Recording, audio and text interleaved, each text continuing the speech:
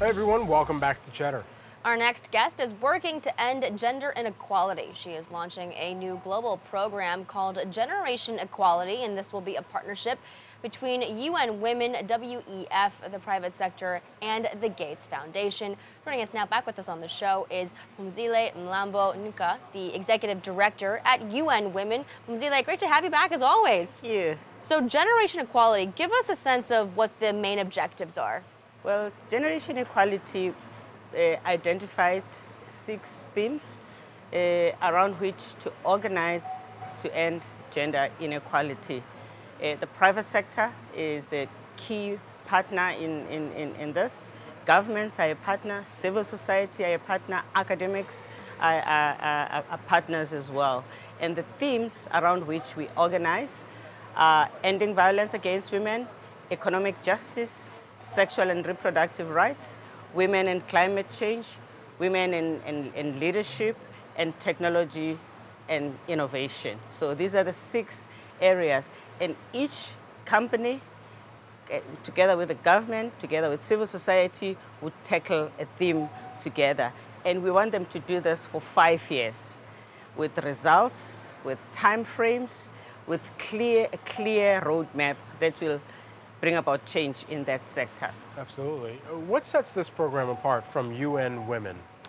This is almost like a consolidation of all our programs, but focusing on the areas that are most stubborn, that affects the largest majority of women in the world, in every part of the world. What are the most stubborn parts? Well, these 6 themes, like, Of the 6, is there one that you feel? Violence against women, yeah, with no doubt. It's deadly too. Women are experiencing violence, in particular at home. The home is actually the area where women have no protection. Of course, domestic violence is a crime, but it's a crime that is highly underreported. So we actually have to work to prevent it, to end it, but also to push for prosecution and proper sentencing of perpetrators.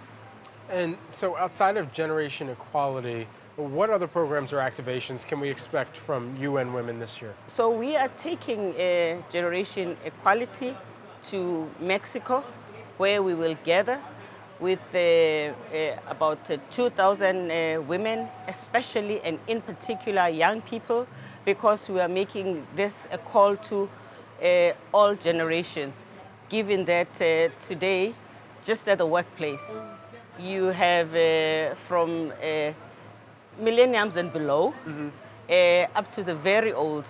In some cases, people in their 90s and they're still at the workplace. If you want to bring about change, you need all these generations to work together. So all these generations will be in Mexico together, amplifying the themes, so the details within these themes that they will work on.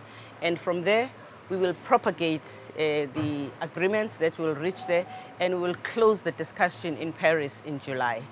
And there we'll be announcing the leaders of this coalition, the amount of money that has been pledged, because it has to be financed.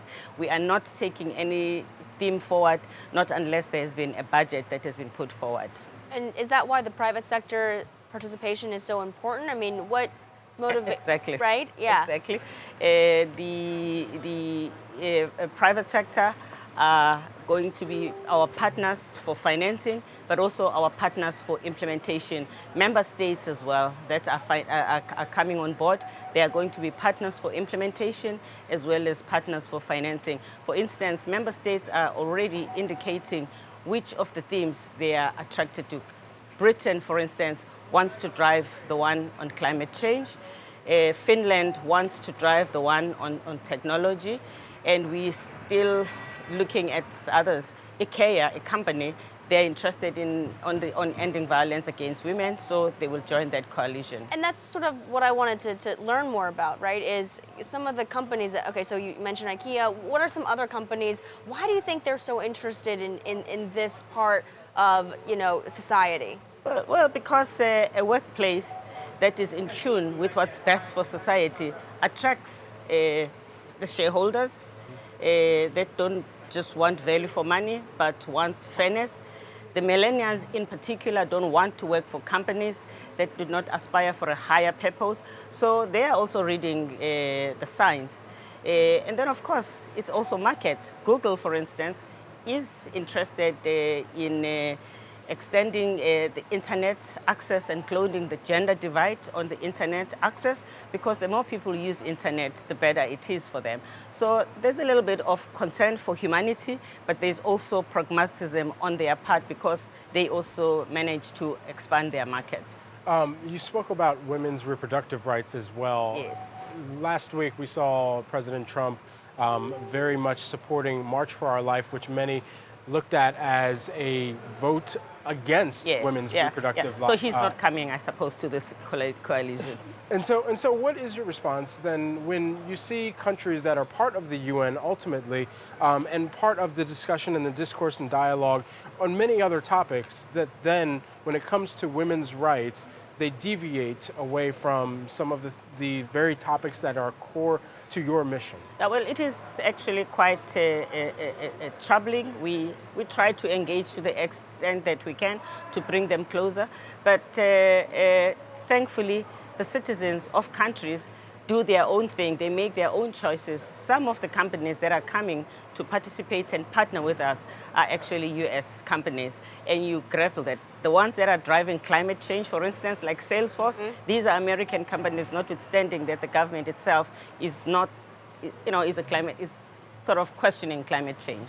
Sure. How will you measure the success of this? Because some of these problems are unfortunately so deeply entrenched. Well, in all of the activities that were going to be undertaken, the precondition is that they have to be measurable. For instance, in ending violence against women, we want to train the police to be more effective. We will be able to gauge, well, the number of police that participates in the training, but the number of cases that are thoroughly prosecuted, the number of perpetrators that are brought to book, how much we bring down the incidents of violence. Where we are dealing with technology and access to the internet, we will count the number of people we are connecting in sexual health and reproductive rights. We are including, for instance, access to contraception, the number of women who will, after we've intervened, have more access to contraceptives. Absolutely. Such a pleasure to speak with you, as always. You. Thank you for rejoining us once again. Phumzile Mlambo-Ngcuka, who is the Executive Director at UN Women, joining us today. Thank you.